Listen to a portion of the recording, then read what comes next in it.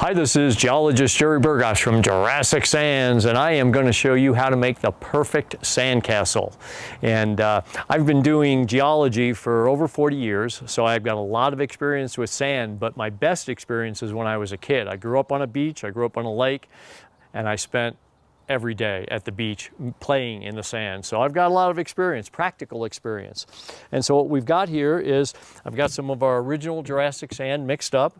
Got one of our professional sand molds because we want to show you the best on this demonstration. But before we do that, let me show you how you make sure that you've got the right amount of water. I went ahead and pre-mixed some water in here. You know, the rule of thumb is about 1 cup of water to 3 to 4 cups of sand to get a start. You don't have to have exact amount. But what's important is to go ahead and this is the sandball test. It's like making a snowball, but you make a sandball, roll it around in your hand, and if it holds together, you've got the right amount of water mixed in with the sand.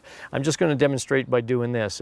If it cracks open like that while you're rolling it around without poking your finger in it, then it needs a little bit more water. Mix it up really good, and that's the first key to a sandcastle. After you've gotten the water in here, make sure that you've got the sand and the water mixed really well. So that's the first thing to know. So here's the second trick to the perfect sandcastle. Pack it in there really good. Now this is a very complex mold. This is a very hard mold, but that's why it's a professional mold. So I'm going to make sure that I've got that sand in there really good and settled well.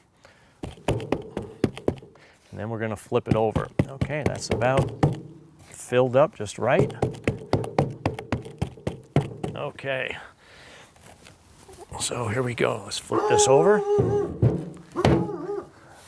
All right, you can hear my hound dog in the background. That's our special effect. Okay, I flipped the sand mold over, and here's the third tip.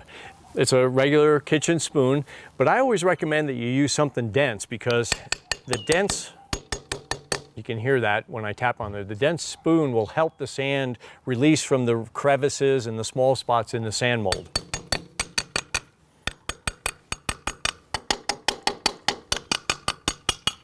Okay, now here's the final tip. After you've tapped it really well, while you're tapping it, you want to be pulling up on the mold, just a little bit of pressure to pull up, and as you're tapping, you'll see it release.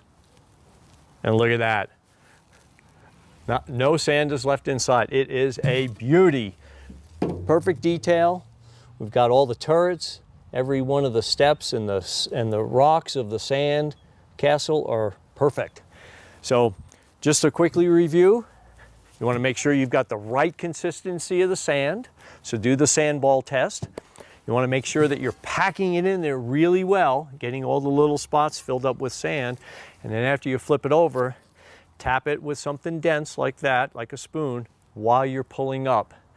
And it'll release out of there and you will have the perfect sandcastle.